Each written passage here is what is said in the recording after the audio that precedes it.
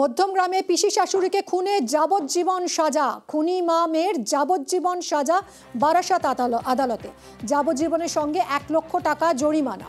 কথা বলবো, জিয়াউল রয়েছে সঙ্গে। জিয়াউল, আদালতের কি পর্যবেক্ষণ এই নির্দেশ দেওয়ার সময়? একদম দেখো, অর্থাৎ রেয়ার ঘটনা, এবং যেভাবে অর্থাৎ প্রমাণ লোপাট, অর্থাৎ খুন করার পরে তার দেহ প্রমাণ লোপাটের জন্য কিন্তু চেষ্টা হয়েছিল। ফলে এখান থেকেই আদালত একেবারে জানান যে অর্থাৎ এই কেসে অর্থাৎ 101 খুনের মামলায় যাবজ্জীবন জেল, অন্যদিকে আরো একটি অর্থাৎ 238-3 অর্থাৎ বিএসএফ তথ্য প্রমাণ লোপাটের জন্য এখানেও কিন্তু 7 বছরের জেল। অর্থাৎ এই 7 বছর জেল হবার পরেই কিন্তু যাবজ্জীবন কারাদণ্ড অর্থাৎ শুরু হবে। ফলে যেভাবে নৃশংসভাবে খুন হয়েছে এবং পিসি শাশুড়িকে তার বাড়িতে ডেকে এনে সেখানে খুন করা হয়েছে, ঠান্ডা মাথায় খুন করা হয়েছে। খুনের পরে ছোট ট্রলি ব্যাগে ঢোকানোর চেষ্টা হয়েছিল, কিন্তু সেই বডি যখন ঢুকছে না তখন অর্থাৎ আবার তারা কলকাতায় যায় এবং সেখানে গিয়ে বড় ট্রলি ব্যাগ কিনে, তারপরেও সেখানে যখন বডি ঢুকছে না সেই সময় পায়ের দুটো অংশ কেটে ফেলা হয় এবং সেই বডি নিয়ে যখন অর্থাৎ একেবারে বীরেশপল্লী থেকে দোলতলা থেকে এক ক্যাবে সেখান থেকে কুমারটুলি অর্থাৎ সেখানে যাওয়ার পরে এলাকার মানুষের সন্দেহ হয় যে এই ব্যাগের মধ্যে কি রয়েছে। তখন তারা বলেন যে এই ব্যাগের মধ্যে রয়েছে একটি কুকুরের দেহ, কিন্তু এলাকার মানুষ তারা কিন্তু বলেন যে খুলতে হবে। তখন দেখা যায় যে একটা মানুষের অর্থাৎ মৃতদেহ রয়েছে তার মধ্যে, এবং তখনই কিন্তু তারা ভেঙে পড়েন জিজ্ঞাসাবাদে এবং তারপরে নর্থ থানার পুলিশ তাকে গ্রেপ্তার করে এবং তারপরে মধ্যমগ্রাম থানার পুলিশের হাতে হ্যান্ড ওভার করে এই কেস। এবং তারপরেই তারা ভেঙে পড়েন যে শুধুমাত্র সম্পত্তি এবং তার টাকা হাতানো এবং তার গহনা হাতানোর জন্যই তাকে ঠান্ডা মাথায় খুন করা হয়েছে। এবং খুন করার পরে তার বিভিন্ন যে সমস্ত জিনিস দিয়ে খুন করা হয়েছে, ইট বা ধারালো অস্ত্র, সেগুলো যেমন প্রমাণ লোপাটের জন্য ফেলা হয়েছে পুকুরের জলে। অন্যদিকে এই যে পুরো টাকাটা নিয়েও কিন্তু তারা মারা যাওয়ার প্রায় 24 ঘন্টা বাড়িতে রেখে দিয়েছিল। ফলে এই যে ঘটনাটা পুরো ঠান্ডা মাথায় খুনের পরিকল্পনা, তার জন্যই কিন্তু এই ধরনের অভিযুক্ত দুজনকে কিন্তু যাবজ্জীবন কারাদণ্ডের সঙ্গে আরো 7 বছরের জেল, প্রায় যাবজ্জীবন কারাদণ্ডের নির্দেশ দিলেন বারাসাত আদালত। ধন্যবাদ জিয়াউল। আমাদের 302-এর যে নতুন ধারাটা আছে 103, ওর সাজা হলো যাবজ্জীবন দুজনেরই এবং 1 লক্ষ টাকা ফাইন। আর প্রমাণ লোপাটের জন্য 7 বছর। প্রথম 7 বছর তাদের দুজনকে সাজা কাটাতে হবে, রিগোরাস ইমপ্রিজনমেন্ট, তারপর যাবজ্জীবনটা শুরু হবে।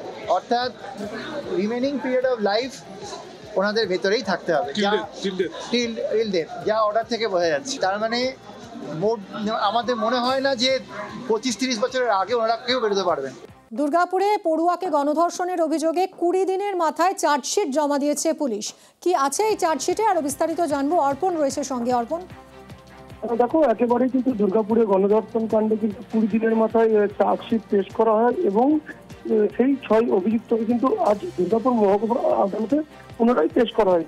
পাশাপাশি কিন্তু দুজনকে রাজসাক্ষীর প্রস্তাব দেয় সরকারি পিপি, স্পেশাল পিপি, দুজনকে রাজসাক্ষী করার আবেদন করেন বিচারকের কাছে।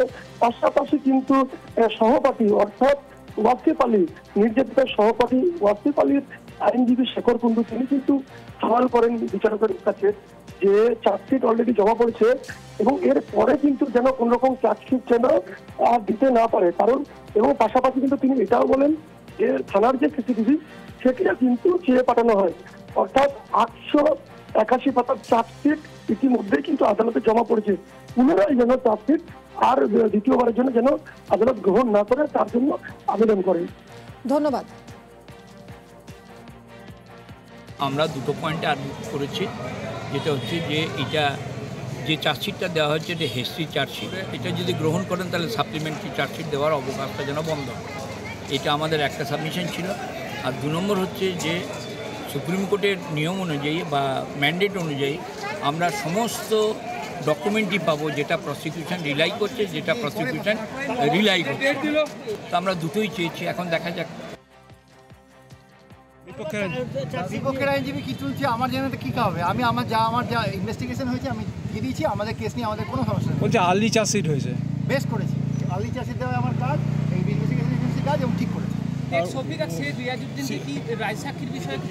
প্রস্তাব দেওয়া হলো আমরা প্রেয়ার করেছি অ্যাজ পার ল, তবে দেখি কোর্ট কী করে, ওকে অফার করবে পালনের জন্য। যদি রাজি হয় তাহলে তো আমরা এগোবো। থানার সিসিটিভি ফুটেজ চাইছে, আমরা যা রিলাই করছি আমরা তা দিয়ে দিয়েছি, আর দেওয়ার মতো কিছু নেই, সেটা করতে জানি। হরিদেবপুরের গুলির ঘটনায় গ্রেফতার মূল অভিযুক্ত বাবলু ঘোষ। সাত সকালে হরিদেবপুরে মহিলাকে লক্ষ্য করে গুলি চালানো হয়। বাইকে করে এসে গুলি চালায় বাবলু। মর্নিং ওয়াক করার সময় পিঠে গুলি লাগে মহিলার। আশঙ্কাজনক অবস্থায় ভর্তি এসএসকেএম এ।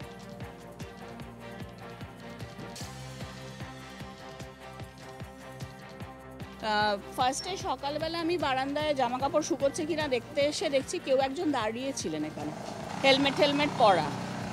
তো আমি নর্মালি ঘরে চলে গেছি। তারপরে দেখছি যে খুব জোরে একটা টায়ারটা খুব জোরে ফাটলে যেরকম আওয়াজ সেরকম, এবং একজন খুব চেঁচাচ্ছে যে আমাকে বাঁচাও করে। তো আমি ভাবলাম ওদের অ্যাক্সিডেন্ট হয়েছে, টায়ার ফেটে পড়ে গেছে। তারপরে কিছুক্ষণ পর বারান্দায় এসে দেখি যে উনি পড়ে আছেন সোজা হয়ে, মানে মুখটা উপর দিকে ছিল, পিঠটা ইয়েতে।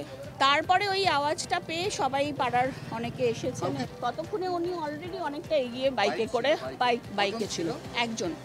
না, আমি কাজ করছিলাম ঘরে। তারপরে শুনছি কি একটা মহিলা না গুলি করেছে। তারপরে আমি একটু এখানে এসে দেখছি কি এই অবস্থা, কিন্তু খুবই ভয় লাগছে, আতঙ্কিত হয়ে যাচ্ছি আমরা। পিঠে লেগেছে। এখন কেমন আছে? এখন কনসিয়াস আছে। যারা করেছে তারা কি করে এসেছিল? বাইকে। পাড়ার লোকেরাই এই ঘটনা ঘটিয়েছে? হ্যাঁ, উনি পাড়ারই তো ছিলেন। কখন হয়েছে? সকালবেলা, তাও অ্যারাউন্ড 6:30টার দিকে। সম্পর্কে টানাপোড়েন এই হরিদেবপুরে গুলি। টাকার লেনদেন নিয়েও বিবাদ। অভিযুক্ত বাবলুর সঙ্গে বিবাহ বহির্ভূত সম্পর্ক ছিল মহিলার। বিবাহ বহির্ভূত সম্পর্কে মৌসুমীর বাড়িতে অশান্তি হয়। বাবলুর সঙ্গে সম্পর্ক ভাঙার চেষ্টা করেন মৌসুমী। আজ মৌসুমী মর্নিং ওয়াকে বেরোলে হামলা চালায় বাবলু।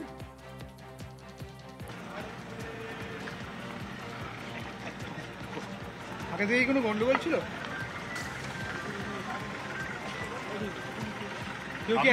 খবরটা পেলেন সেটা তো বলতে পারবেন? পাড়ার লোকেরা খবর দিয়েছে, স্বাভাবিক ব্যাপার না? আপনি এসে কি দেখলেন? বাবলু ঘোষকে চিনতেন? উনি বলবেন আপনি কি দেখেছেন সেটা বলতে পারবেন? এসে কি দেখলেন?